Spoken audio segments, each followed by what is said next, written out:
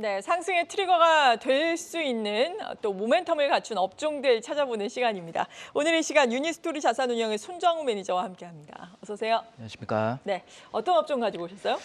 예, 오늘 조선업종에 대해서 준비를 했는데요. 지난주에 제가 이제 해상풍력에 대해서 말씀드렸고 주가는 좀 반등을 하고 있는데 조선업종의 경우에도 수주 산업이고 수주는 이제 늘어났지만은 주가는 부진했고 올해부터는 실적이 흑자 전환하면서 성장할 수 있을 것으로 전망을 해서 준비를 했습니다. 네, 주가가 부진했던 이유에 대해서 조금 더 자세하게 설명을 들어본다면요. 맞습니다. 수주 산업이기 때문에 사실은 수주와 주가는 동행해서 움직였어야 그렇죠. 됐는데요. 과거에는 그런 패턴을 보였는데 2021년부터 수주는 계속 증가했지만 주가는 부진했었습니다.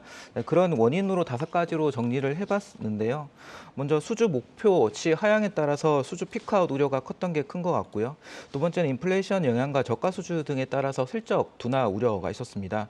인력 부족에 대한 목표 달성 여부에 대한 우려가 있었고 지난 4분기도 일회성 비용이 크게 나오면서 적자가 다시 발생이 네. 되면서 다시 실적에 대한 우려가 있었습니다. 그리고 마지막으로는 과거 대규모 수주 이후에 대규모 손실이 발생됐던 부분에서 경험적으로 조선 업종에 대해서 좀 부정적으로 반응하는 부분이 있는 것 같습니다. 네, 그렇군요. 조선주에 대해서 쭉 말씀해 주셨는데 그렇다면 지금 이 시점에 조선주에 관심을 가져야 하는 이유는 어디에 있다고 보시는 거예요? 마찬가지로 지금 시점에 조선 업종에 대해서 관심을 가져야 되는 이유를 5가지로 정리를 해봤습니다. 네.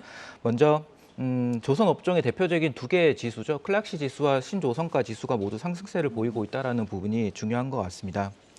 이 클락시 지수라고 하는 부분은 수익성을 보여주는데 이 부분이 연초 수준까지 회복을 했고 신조선간 지수는 최근에 수주 공시에 나오는 것처럼 조선 가격이 계속적으로 거의 대부분 선종에서 상승세를 보이고 있습니다. 결국 이 글로벌 조선 업체들이 공격적인 수주 전략을 펼치는 게 아니고 선별적인 수익성 위주의 수주를 펼치고 있다는 점에서 업황이 좋아지고 있다는 것을 보여주고요. 두 번째는 글로벌 조선 업종의 수주 잔고가 증가하고 있는 부분입니다. 작년 대비해서 올해 1분기의 동기 수주 잔고는 글로벌 전체적으로 다 3% 정도 성장을 했고 여기에 비교해서 국내 5개 조선 업체들의 수주 잔고를 비교해 보면 26.6%가 성장을 했습니다. 즉 글로벌 전체 대비해서도 국내 업체들이 일감을 잘 확보하고 있다는 것을 얘기를 해주고 있고요. 이외에 이외에 양호한 LNG 운반선 수주 상황과 이제는 실적이 흑자 전환을 할 수 있는 시점이라는 점, 여기 하반기로 갈수록 환경 구제와 관련된 모멘텀이 지속될 것으로 감안하면 결론적으로는 글로벌 업황은 회복되는 중이고 수주는 예상보다 좋고 실적은 흑자 전환할 시점이라는 점을 생각했을 때 올해는 관심을 가져야 되는 상황이라고 생각합니다. 네, 사실 작년에는 수주가 좋았어요. 말씀해 주신 것처럼 전년 대비해서 큰 폭으로 증가를 해서 작년에 주가가 이를 반영하면서 미리 올랐다가 지금 주가는 빠진 상황인데 올해는 지금 수주가 어느 정도 계속되고 있는 건가요? 맞습니다. 앞서 말씀드린 대로 수주 목표치가 74% 정도 수준으로 작년 대비 하향을 했습니다. 연초에는 좀 안 좋게 봤다라기보다는 작년에 워낙 많이 수주를 했기 때문에 좀 하향을 시킨 것 같고요. 예를 들어 연간 수주 추이를 보게 되면은 2020년에 214억 불 정도에서 2021년에는 460억 불 정도로 크게 성장을 하거든요. 2021년에는 컨테이너선 수주가 많았었고 2022년에는 440억 불 정도로 소폭 하향되긴 했지만 여전히 수주가 좋았습니다. 이때는 LNG 선에 대해 수주가 많았었고요. 올해 목표치는 320억 불 정도 수준으로 책정이 됐는데 현재까지 4월까지 누적 수주를 보게 되면 108억 불 정도 수준으로 대략 한 34% 정도를 달성을 했습니다. 그래서 계산을 해보면은 올해 목표치는 충분히 달성할 수 있을 것 같고 하반기 수주 전망에 따라서 작년 정도 수준의 수주도 달성할 수 있겠다라고 생각을 하고 있습니다. 네, 실적이 흑자 전환할 시점이고 이 실적이 흑자 전환하는 걸 또 보여주는 것이 상당히 중요합니다. 얼마 전에 조선주들 몇몇 업체들 또 실적을 발표를 했는데 향후의 실적 전망은 구체적으로 어떻습니까? 도표를 보여주시면 좋을 것 같은데요. 4분기 실적이 빅백스가 나오면서 일회성 비용이 나오면서 대규모 손실이 발생을 했습니다. 삼성중공업이 3,400억 정도, 대우조선해양이 4,200억 정도의 손실이 발생이 됐었고 한국조선해양이나 현대중공업은 플러스 영업이익 흑자였지만 순이익단에서는 대규모 또 적자가 나왔고 고요. 1분기에는 전체적으로 합산 영업이익은 448억으로 흑자 전환을 처음으로 하게 됩니다. 2분기로 갈수록 이 영업이익 흑자폭이 커지게 되고 연간으로 보게 되더라도 작년 2022년에는 3조 2천억 정도의 적자를 기록을 했고 올해는 1조 5천억, 내년에는 3조 6천억으로 대폭 영업이익이 성장할 전망입니다. 결국 이 영업이익이 성장하는 이유는 21년 2분기부터 수주가 많이 나왔거든요. 그렇죠. 그때부터 성과가 계속적으로 상승을 했고 좋은 성과의 수주가 21년 2분기 그리고 LNG선의 경우에는 보통 2년에서 2년 6개월 정도 이후에 인도가 됩니다. 그러면 올해 2분기부터는 좋은 성과의 선박들이 인도가 되기 때문에 네. 실적이 좋아지는 부분이고요. 그래서 하반기로 갈수록 내년으로 갈수록 영업이익 폭이 커진다라고 보시면 됩니다. 네, 재작년부터 했던 수주가 또 이제는 실적으로 반영되는 시점이기 때문에 턴어라운드, 흑자 전환이 되고 있고 흑자의 폭이 커질 것이다. 하지만 문제는 역시나 수주 아니겠습니까? 수주도 증가를 해야 주가 측면에서는 더욱더 반응을 할 텐데요. 어떻습니까? 앞으로는? 상반기가 사실 생각보다 LNG선 쪽에서 수주가 좋았습니다.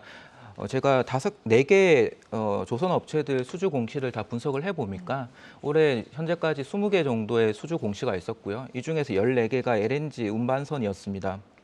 이 LNG 운반선에 대해서는 하반기에 수주가 좀 더 나올 수 있겠다, 네. 기대할 수 있겠다라고 생각을 하는데 올해 한국의 이 LNG선 운반선에 대해서 신규 수주는 95척 정도를 95척을 전망을 합니다. 이 중에서 카타르 잔존 물량이 45척이 있고 신규 물량이 50척 정도가 되는데요. 한국 조선 4사의 합산 LNG 운반선의 공급 능력은 연간 한 65척 정도 됩니다.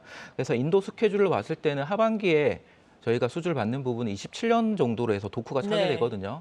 그래서 중요한 부분은 이러한 수주가 지속적으로 늘어날 수 있는 상황인데 26년까지 차 있는 도크가 인도가 되면서 그 이후에 수주가 하반기부터 이제 채워질 수 있다라는 전망이고 이 LNG에 대해서는 물동량이 증가하고 있는 추세이죠. 러시아의 역할을 미국이 대체를 하게 되면서 미국의 LNG 생산량은 늘어나게 되고 유럽이라든지 동아시아 쪽의 수출량이 늘어나는 그런 흐름에 있습니다.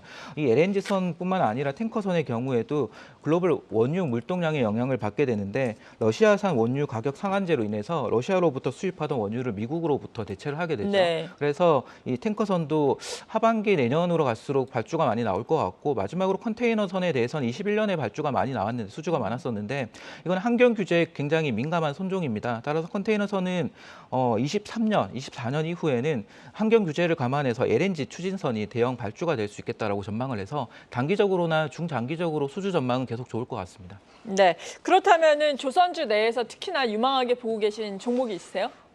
개인적으로는 한국조선해양, 종목명은 HD 한국조선해양이라고 되어 있는데 지주회사죠. 네, 밑에는 현대중공업도 있고 현대삼호중공업도 네. 있고 현대미포조선도 있습니다. 이 종목을 좀 더 주목을 하는 이유는 그 주가 흐름을 비교를 해보시면 한국조선해양과 현대중공업의 주가 흐름이 2021년에 현대중공업이 물적 분할 이후에 상장이 됐습니다. 그때 이후에 주가가 좀 괴리가 커졌고 네. 올해 초부터는 그 괴리가 메어지는 상황입니다. 이유가 올해 초에 한국조선해양이 IMM이라고 하는 사모펀드에서 가지고 있는 지분 15%를 인수를 하게 됩니다.